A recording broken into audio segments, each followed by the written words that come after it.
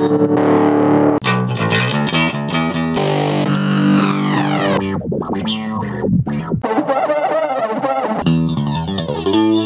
is the amazing Vox Stomplab 1G tutorial. Just flicking right back to the start here. While we're in play mode, each of these sections has 10 effects in it that you can cycle through.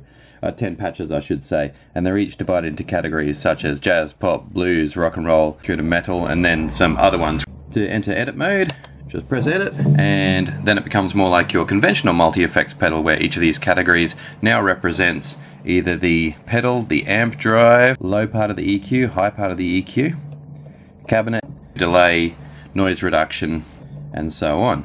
Each of those effects is controlled with these two parameters right here.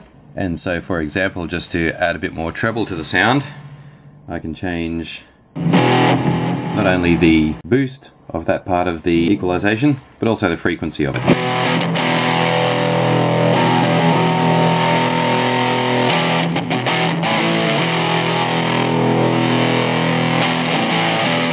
Now try the same thing again with the low boost.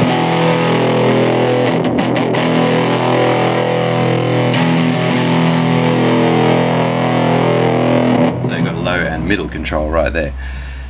Several different amp simulations to choose from as well, and you can set the intensity of those also. So change the simulation by changing the amp type. And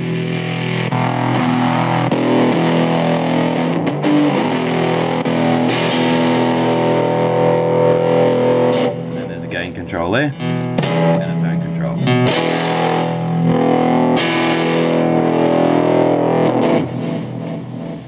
Moving on, once you've set up your effect the way you want, you head right over to the user setting here, and with that flashing, you can then press these two buttons together, and it will save in that particular patch. And we have a total of 20 patches that we can save. So that's a very quick tutorial of the Vox Stomplab 1G, which is phenomenal value for money for pretty much all levels of guitarist. A really handy tool. Now let's go through it again with the Stomplab 2B, the bass version. First of all, you rotate this and that'll give you your categories of each of your musical styles for bass. If you press this edit button, the function of this knob changes and it becomes each of the effects in the chain. You can then change the individual effect within each category by going up and down here, and change the value of that effect using these two.